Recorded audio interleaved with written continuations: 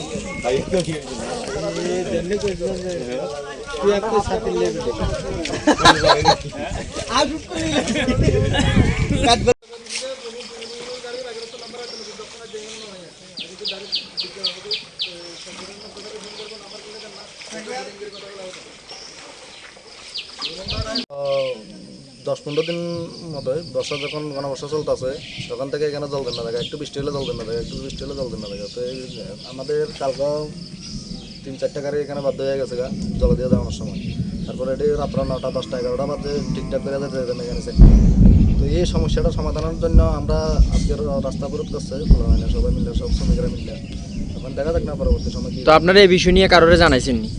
এই বিষয়টা আমরা আগেও জানানো হয়েছে কারণ এটা তো সবাই দেখতেছে এখানে যে রাস্তা মানে রাস্তার মধ্যে যে জল জমা থাকে এই রাস্তার মধ্যে প্রায় 2-3 জায়গাতে জল জমে সব থেকে বেশি জমা হয়েছে এখানে। তো এটা নিয়ে কারো কোনোদিন মানে অফিসেও জানানো হয়েছে তারা কোনো ইয়ে নেয় না তো এরপরে এটার পরিবর্তে এখন আমরা এই সিদ্ধান্তটা নিচে আর কি বলবো। তো এখন আপনারা কি চাইতেছেন? এটা একটা জল যেহেতু পাঁচ হয়ে জায়গা এখান থেকে এরকম একটা নিষ্কাশনের ব্যবস্থা করে জানানো লাগে।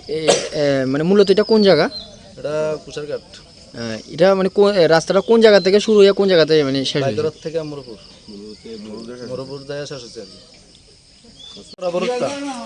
এটা কি কয় যে আমাদের প্রধান মেম্বার হইতে লইয়া সবাই এরিয়াতে আছে কারোর কোনো উদ্যোগ আমরা দেখতে পাচ্ছি না তো ওই কারণে আমরা স্ট্যান্ডার্ড শ্রমিক ভাইয়েরা গাড়ি ঘোড়া চালাতে অসুবিধা হচ্ছে তো সবাই মিলে আজকে এখানে আমরা একত্রিত হয়েছি বাইকরত থেকে মুরপুর যে রোডটা তার মাঝে কুশারঘাট এরিয়া তো ওখানে আমরা সবাই মিলিত হয়েছি আমাদের যে গাড়ি ঘোড়া চালাতে অসুবিধা হচ্ছে হসপিটালে যেতে অসুবিধা হচ্ছে রুগীকে নিয়ে তারপরে স্কুলে যেতে পোলাপানের অসুবিধা হচ্ছে কালকে 3-4-5টা গাড়ি এখানে বদ্ধ হয়েছে তারা 11টা 12টা বেজেছে যেতে ঠিকঠাক সারাই করেন যেতে তো আমাদের দাবি এখান থেকে যে এখানে যে জল জমে ওটা নিষ্কাশনের ব্যবস্থা করার জন্য তো ওটা যদি ব্যবস্থা না করে তাহলে আমাদের অবরোধ এভাবে চলতে থাকবে অনির্দিষ্টকালের জন্য তারা যদি ইমিডিয়েটলি এই সারাই কাজটা না করে দেয় তাহলে আমাদের অবরোধ চলবে গাড়ি চলার রাস্তাটা মানে ওটা তো ও যে রাস্তা বাইকরা থেকে মুরপুর যে রাস্তা ওটার জন্য আমরা অ্যাপ্লিকেশন দিয়েছি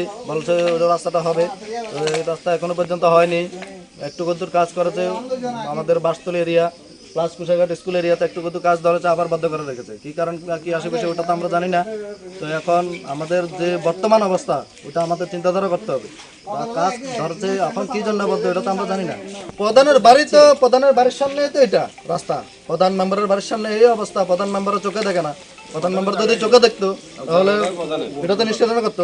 আমাদের প্রধানের নাম প্রধান না, যিনি উপপ্রধান তার নাম হচ্ছে ইন্দ্রজিৎ দেবনাথ।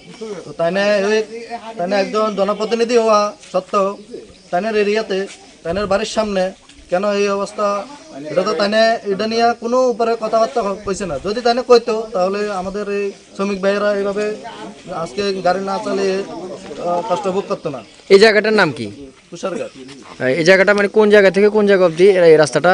এটা বাইকার থেকে মুরুপুর। তো এখন আপনারা কি চাইতেছেন?